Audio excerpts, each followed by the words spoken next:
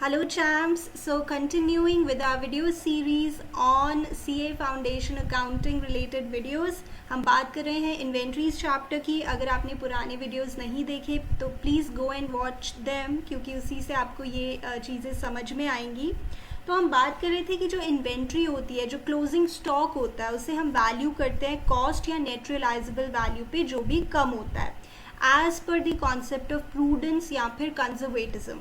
अब ये कॉस्ट कैसे निकाली जाती है, इसके कुछ फॉर्मूले हैं, इसके कुछ मेथड्स हैं। तो हमने बात की थी हिस्टोरिकल कॉस्ट मेथड्स के बारे में कि अगर इन्वेंट्री इंटरचेंजेबल है यानी यूनिट्स काइंड ऑफ सिमिलर है तो हम फॉलो कर सकते हैं LIFO FIFO weighted average price method. और अगर आपके यूनिट्स इंटरचेंजेबल नहीं है तो स्पेसिफिक आइडेंटिफिकेशन मेथड यूज़ करते हैं। इसका लॉजिक मैंने प्रीवियस वीडियोस में डिस्कस किया है, सो प्लीज़ कवर देम। आज हम बात कर रहे हैं नॉन हिस्टोरिकल कॉस्ट मेथड्स की। ये मेथड किस लिए है? ये इन्वेंट्री की कॉस्ट फाइंड आउट करने के लिए है। और नॉन हिस्टोरिकल कॉस्ट मेथड्स में जिस मेथड की हम आज बात करेंगे उसका नाम है एडजस्टेड सेलिंग प्राइस मेथड। इसे रिटेल प्राइस मेथड भी कहा जाता है। अब अगर मैं आपको शॉर्ट में बताऊं इस मेथड में क्या है, कि हम यहाँ पे इन्वेंट्री की, क्लोजिंग इन्वेंट्री की कॉस्ट फाइंड कर रहे हैं, बट आपको क्लोजिंग इन्वेंट्री की सेलिंग वैल्यू यानी सेलिंग प्राइस पे जो उसकी वैल्यू है क्लोजिंग इन्वेंट्री की, वो पहले ही दी हुई है। यानी कि जो इन्वेंट्री है वो कितने पे बिक सकती है वो वैल्यू दी हुई है, बट आपको कौन सी वैल्यू चाहिए? कॉस्ट चाहिए। तो लॉजिकली हम क्या कर सकते हैं कि हम उस selling price of closing inventory में से appropriate percentage of gross profit subtract करके उसकी कॉस्ट निकाल सकते हैं। बहुत ही सिंपली आप समझें, कॉस्ट में जब हम प्रॉफिट ऐड करते हैं तो सेल वैल्यू बनती है। तो अगर सेल वैल्यू में आप ग्रॉस प्रॉफिट सब्ट्रैक्ट कर दें तो आपको कॉस्ट मिल जाएगी। इतना ही सिंपल है ये मेथड। फिर से सुनिए, जो क्लोजिंग इन्वेंट्री है उसकी आपको सेलिंग वैल्यू दी हुई है, सेलिंग प्राइस दिया हुआ है, यानी अगर वो इन्वेंट्री बिक सकती तो कितने की बिक सकती। बट हम क्या फाइंड आउट कर रहे हैं यहाँ पे? हम फाइंड आउट कर रहे हैं कॉस्ट। कॉस्ट के लिए हम क्या करेंगे? उस selling price of closing inventory में से ग्रॉस प्रॉफिट सब्ट्रैक्ट कर देंगे जो अप्रोप्रिएट लगेगा और फिर उसकी कॉस्ट मिल जाएगी। Let us do a question to understand it better. तो जैसे आपने यहाँ पे फाइंड करनी है historical cost using adjusted selling price method. हमने साल भर में 2 लाख रुपीज़ की सेल की है, हमने परचेजेस की थी 2 लाख रुपीज़ की। अरे यहाँ तो प्रॉफिट ही नहीं हुआ, 2 लाख का सामान खरीदा, 2 लाख का ही बेचा। नहीं, ऐसा नहीं है। आगे देखिए, ओपनिंग इन्वेंट्री कुछ है नहीं, क्लोजिंग इन्वेंट्री की वैल्यू दी हुई है सेलिंग प्राइस पे, यानी जो हमने सामान खरीदा था वो सारा नहीं सेल किया, कुछ सेल किया है और कुछ बच गया है। तो ध्यान से सुनिएगा, मैं बहुत एक इम्पॉर्टेंट बात यहाँ पे करने वाली हूँ। वैसे आप ये 11th में भी सीखते हो, बट अब थोड़ा और बेटर फॉर्म में सीखेंगे, क्योंकि अब आप एक प्रोफेशनल कोर्स परस्यू कर रहे हैं।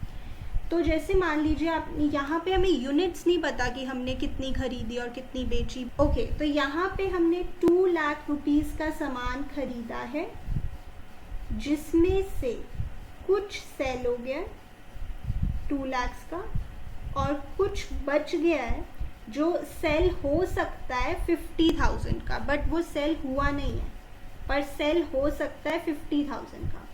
अब आपको क्या लगता है प्रॉफिट या ग्रॉस प्रॉफिट कैसे निकले? 2 लाख का खरीदा, 2 लाख का बेचा, ज़ीरो प्रॉफिट। नो, आप ऐसे देखते हैं कि 2 लाख का जो मैंने सामान खरीदा है टोटलिटी में वो 2,50,000 का सेल हो सकता है। जो मैंने 2 लाख का सामान खरीदा है वो टोटलिटी में 2,50,000 का सेल हो सकता है। तो यहाँ पे जो ग्रॉस प्रॉफिट है वो 50,000 है। ये मैं आपको कोई नई बात नहीं बता रही हूँ, ये आपको पहले से पता है। आप कहोगे कैसे, कहाँ? तो जैसे आप मुझे बताइए, कॉस्ट ऑफ गुड्स सोल्ड का आप क्या फॉर्मूला पढ़ते हैं? मैंने वन ऑफ द वीडियोस में भी डिस्कस किया था। Opening inventory plus net purchases plus direct expenses minus closing inventory, right. अब इस क्वेश्चन के अकॉर्डिंग जैसे ओपनिंग इन्वेंट्री नहीं है तो हम बोल देते हैं परचेजेस, डायरेक्ट एक्सपेंसेस भी नहीं है, परचेजेस माइनस क्लोजिंग इन्वेंट्री। ये हमारे आ गया COGS। तो दैट इज 2 लाख एंड 50,000 की ये वैल्यू है, तो COGS आ गया 1,50,000। यानी जो कॉस्ट है सामान की वो है 1,50,000 जो सेल हुआ है, और सेल कितने का हुआ है 2 लाख का। तो अगेन ग्रॉस प्रॉफिट जैसे आप 12th में 11th में करते थे ऐसे भी आप निकाल सकते हैं, 50,000 ही आएगा। यहाँ पे जो समझने वाली बात ये है कि आपने 2 लाख का सामान खरीदा और 2 लाख का बेचा, ग्रॉस प्रॉफिट 0 है, ऐसा क्यों नहीं कह सकते? क्योंकि ये यूनिट्स कुछ और हैं और ये यूनिट्स कुछ और हैं। मान लो हमने 1000 यूनिट्स परचेज किए और 800 यूनिट्स सेल किए हैं, तो ये मैचिंग ही नहीं है इनमें, मतलब मैचिंग प्रिंसिपल ही वायलेट हो जाता है अगर मैं ऐसे बोल दूँ कि 0 का प्रॉफिट हुआ है, क्योंकि जो यूनिट्स आपने खरीदी है वो 1000 है और जो यूनिट्स आपने सेल की हैं वो 800 है। आप उनकी वैल्यूज़ में कैसे उससे कैसे रिजल्ट निकाल सकते हो जब उनकी यूनिट्स ही सेम नहीं है, राइट? तो मैचिंग प्रिंसिपल की वजह से हमें क्लोजिंग इन्वेंट्री की वैल्यू को भी लेना पड़ता है जब हम जीपी निकालते हैं। I don't want to confuse you, आप सिंपल समझिए, मैंने आपको 11-12 के मेथड से भी कैलकुलेट करके बता दिया और वैसे भी बता दिया है कि 2 लाख का सामान जो हमने खरीदा है उसमें क्षमता कितने की है कि वो कितने का बिक सकता है, दैट इज 2,50,000। तो ग्रॉस प्रॉफिट हुआ 50,000। पहले हम ग्रॉस प्रॉफिट क्यों निकाल रहे हैं? बिकॉज जैसे मैंने बात की थी कि जो क्लोजिंग इन्वेंट्री सेलिंग प्राइस पे दी हुई है, इसमें से अगर मैं appropriate percentage of GP minus कर दूं तो मुझे इस क्लोजिंग इन्वेंट्री की कॉस्ट पता लग सकती है। I right what we are trying to do, हम करेंगे क्लोजिंग इन्वेंट्री जो दी हुई है एट सेलिंग प्राइस, उसमें से हम माइनस करेंगे, ये तो हमें पता है, उसमें से हम माइनस करेंगे ग्रॉस प्रॉफिट प्रोपोर्शनेटली जितना ठीक लगता है हमें, तो हमें मिल जाएगी इसकी cost of closing inventory. This is our target, right? ये हम करना चाहते हैं। अब अगर मैं ये करना चाहती हूँ तो मुझे ग्रॉस प्रॉफिट तो निकालना ही पड़ेगा। अब मैंने 2 तरीके से आपको निकाल के बता दिया, बट सिर्फ ग्रॉस प्रॉफिट से बात नहीं बनेगी, हमें ग्रॉस प्रॉफिट की परसेंटेज चाहिए, परसेंटेज या ग्रॉस प्रॉफिट मार्जिन चाहिए। अब वो कैसे निकलेगा? अब यहाँ पे प्लीज़ आप जो 12th में करते हैं वो वैलिड नहीं होगा। आप कैसे निकालते हैं जीपी का रेशो या percentage? GP upon sales into 100, RFO into 100। यहाँ पे आप क्या करने वाले हैं, जीपी है 50,000 और ये जो जीपी है 50,000 का एक्चुअली किस वैल्यू पे ये निकला है, यानी टोटल वैल्यू जो सेल हो सकती थी वो कितनी है, 2,50,000 इंटू 100। ग्रॉस प्रॉफिट 50,000 का है और ये ग्रॉस प्रॉफिट टोटल किस वैल्यू पे निकला है, जैसे हमने यहाँ पे बात किया टोटल किस वैल्यू पे ये निकला है, 2,50,000, यानी 2,50,000 में से 50,000 का ग्रॉस प्रॉफिट है, राइट? तो इससे हम निकालने वाले हैं अपना ग्रॉस प्रॉफिट मार्जिन, जो कि निकलेगा 20%, ठीक है? अब ये हमें चाहिए था। अब हम क्लोजिंग इन्वेंट्री में से 20% का जो प्रॉफिट है वो सब्ट्रैक्ट कर देंगे। 20% ऑफ 50,000 इज 10,000, तो हमें कॉस्ट मिल जाएगी जो हम एक्चुअली फाइंड आउट करना चाह रहे थे, 40,000। तो कोई बहुत मुश्किल काम मैंने नहीं बताया है आपको, पहले हमें जीपी फाइंड करना है। बट यहाँ पे जो एक ख़ास बात ये है कि जब हम जीपी की परसेंटेज फाइंड करेंगे तो हम कहेंगे कि 50,000 का प्रॉफिट जो हमने कैलकुलेट किया है उसका जो बेस है वो 2,50,000 है, यानी टोटल 2,50,000 में से 50,000 का प्रॉफिट है। सो 20% इज़ योर जीपी की परसेंटेज, और जब वो हमने यहाँ पे अप्लाई किया है तो हमें क्लोजिंग इन्वेंट्री की कॉस्ट मिल गई है। तो I hope this is clear to you. अब हम एक और क्वेश्चन करते हैं इसी कॉन्सेप्ट को इंटरनलाइज करने के लिए। Okay champs, let's do one more video. Messrs X, Y and Z are in retail business. Following information are obtained from their records for the year ended this, और हमें calculate करनी है historical cost using adjusted selling price method.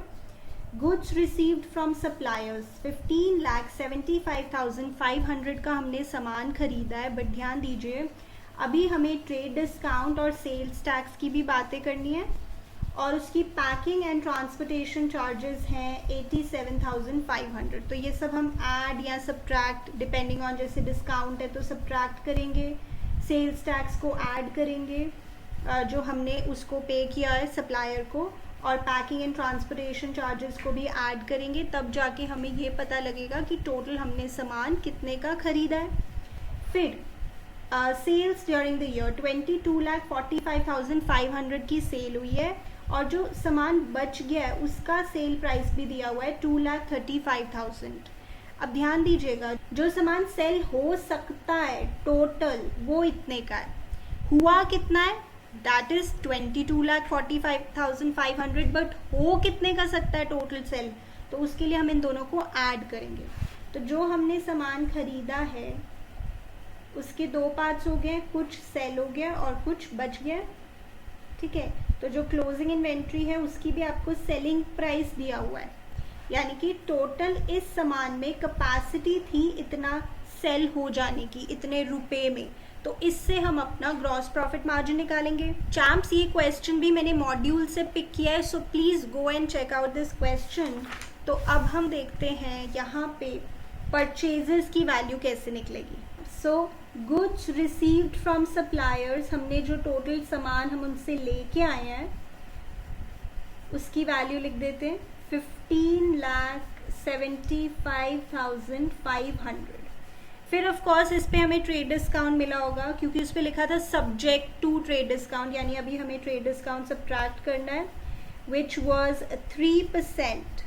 3% आप subtract कीजिए इसमें से, that will come out to be 47,265। इसको हम सब्ट्रैक्ट कर देंगे।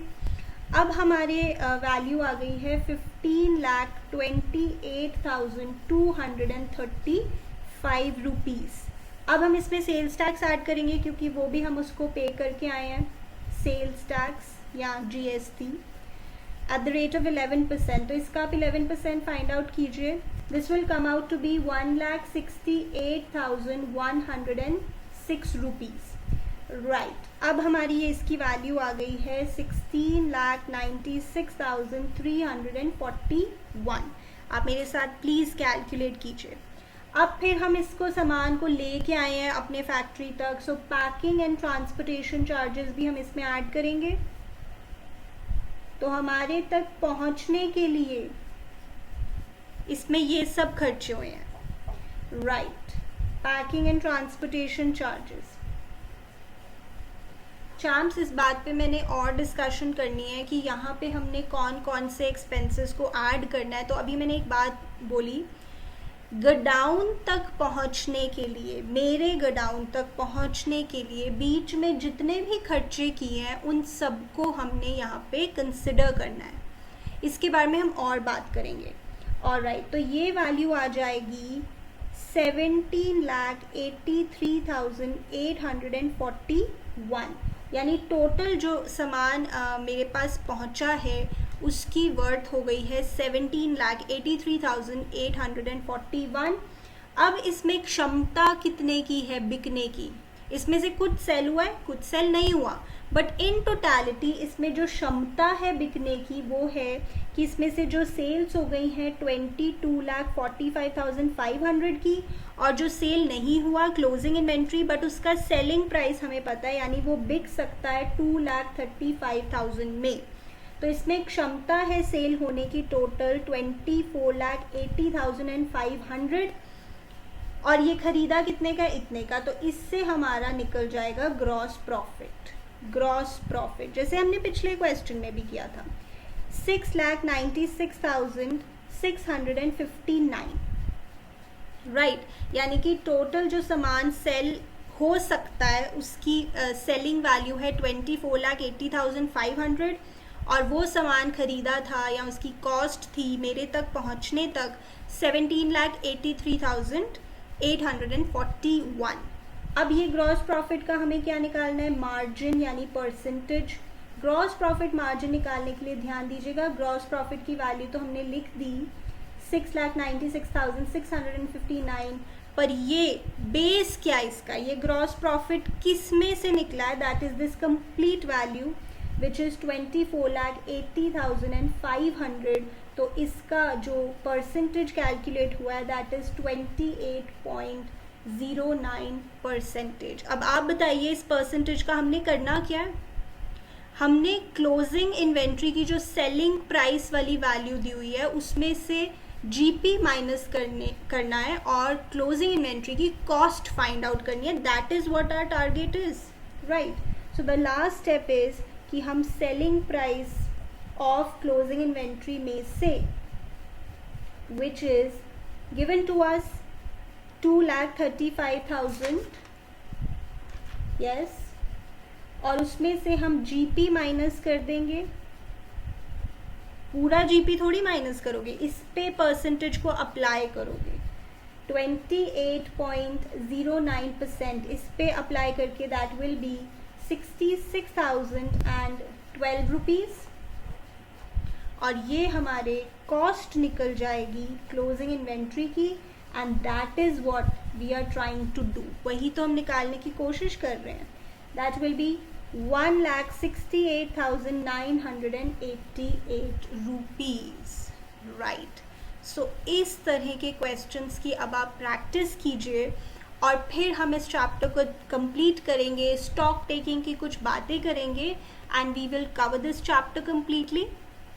ऑलराइट चैम्प्स, तो मिलेंगे अपने नेक्स्ट वीडियो में। तब तक के लिए अच्छे से पढ़ाई कीजिए और बहुत सारा ध्यान रखिए खुद का और अपनी फैमिली का। See you in my next video.